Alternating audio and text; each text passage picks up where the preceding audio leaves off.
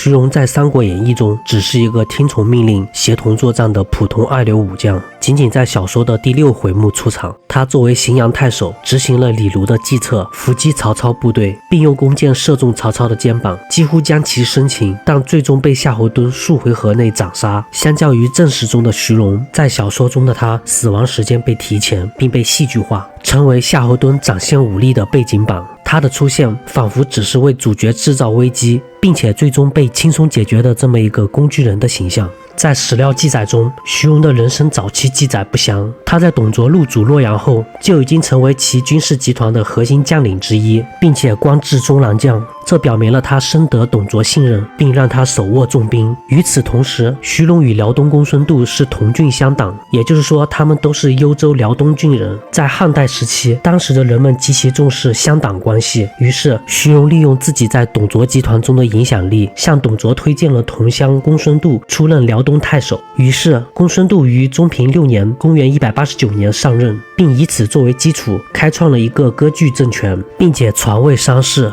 从公孙度到公孙康，然后到公孙渊，历时整整50年，直到公元238年才被司马懿灭亡。可见徐荣并非一个单纯的武夫，他具备政治眼光，懂得经营人脉，并且他的举荐确实选中了一位有能力开创局面的人物——公孙度。初平元年（公元190年），反对董卓干政的声浪越来越高，于是后将军袁术、冀州牧韩馥、豫州刺史孔宙、兖州刺史刘岱、河内太守王匡、渤海太守袁绍、陈留太守张邈、东郡太守乔瑁、商阳太守袁仪、冀北国相鲍信，他们同时一起起兵，形成关东联军。每人都拥有数万军队，他们共同推举袁绍为盟主。曹操当时作为奋武将军，也在联军之中。董卓听闻小商以东地区的地方大员纷纷起兵讨伐自己，他便内心深感恐惧，于是在2月，他就强行将汉献帝迁都至长安。董卓自己则驻留在洛阳城南的碧归院中，同时下令将洛阳的皇宫、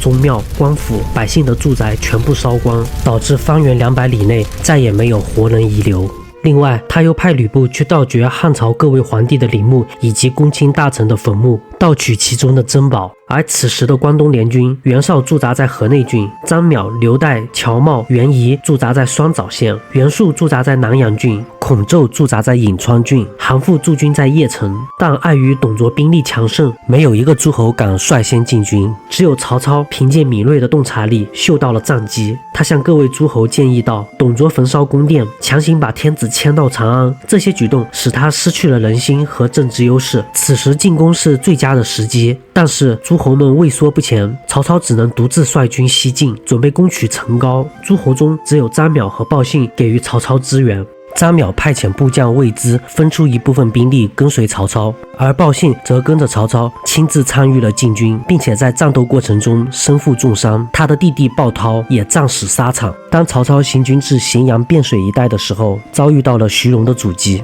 但是由于徐荣的部队人数更多，装备更加精良，作战经验更加丰富，很快曹操便败下阵来，并且曹操部队的死伤惨重，就连曹操本人也被刘建射中，所骑的战马也受了伤，无法行动。而敌人的追击非常紧急，在此万分危急的时刻，曹洪立刻从自己的马背上跳下，当即将马让给了曹操。曹操起先推辞不肯接受，但曹洪说道：天下可无洪，不可无君。于是他便步行跟随着曹操，一路退到汴水河边，但是河水很深，无法渡过。曹洪便沿着河道找到了一条船，并一路守护着曹操一同渡过河水，这才使得他们摆脱追兵。而徐荣看到曹操这次率领的兵马很少，在兵力如此悬殊的情况下，却能够与自己的部队战斗一整天，表现出顽强的战斗意志，于是断定双枣大营，也就是联军主力所在地，不会那么容易攻打。随即徐荣选择了适可而止，率领军队返回。看得出徐荣在战场上一直保持着冷静的头脑，不会让一时的胜利影响自己的判断力，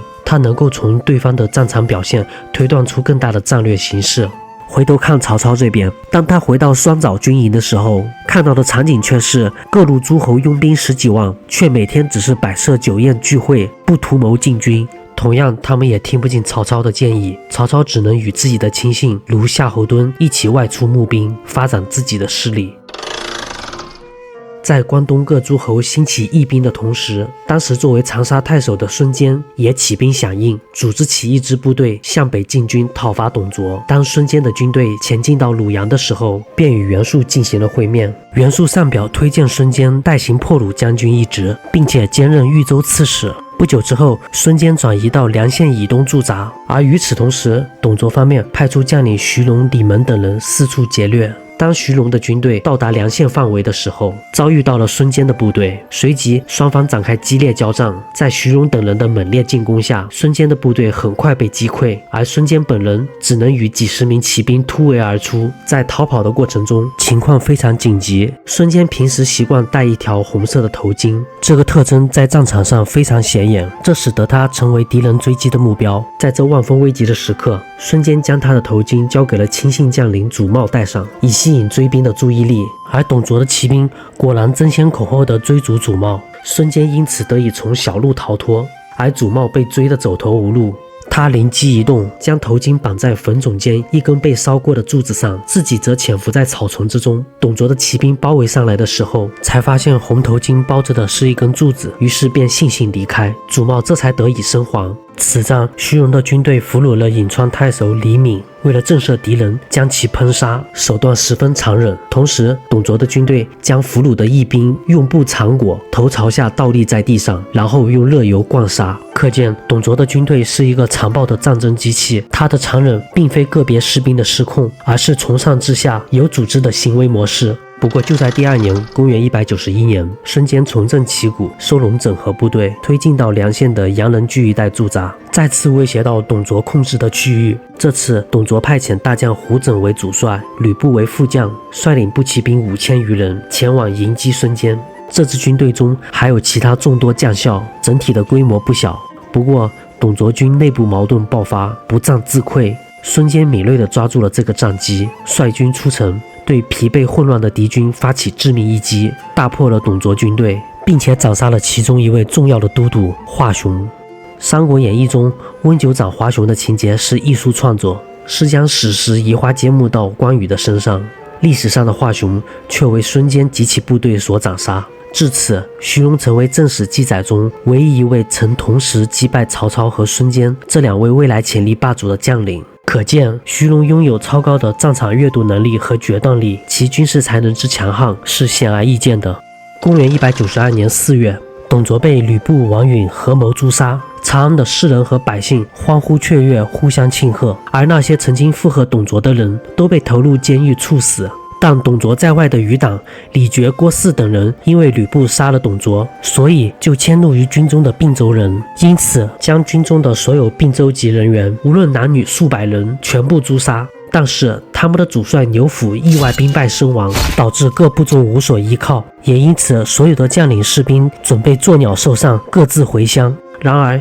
由于他们既没有得到赦免的诏书，而且又听说长安城中有人想要杀尽所有的凉州人，所以军中上下万分忧虑恐惧，不知如何是好。此时，凉州武威人贾诩当时在李傕的军中供职，便为他们出谋划策，建议如今没有赦免令，各位皆是戴罪之人，如果此时溃散，一个小小的亭长就能将他们伏法。还不如现在各位一起率领部队向西进军，攻打长安，为董公报仇。如果事情成功，就可以尊奉皇帝，以号令天下；如果事情失败，到时候再逃走也不晚。大家都认同这个建议，于是共同结盟，率领几千军队，日夜兼程向西进发。王允听说叛军向长安袭来，就派遣董卓的旧将胡轸、徐荣在新丰阻击他们，但是叛军沿途吸纳了众多人马，声势浩大，造成敌我兵力悬殊，最终徐荣战死沙场，而与他一同出征的胡轸则率部投降了李傕、郭汜，反过来一起攻打长安，一连围攻10余日，长安沦陷，王允被杀。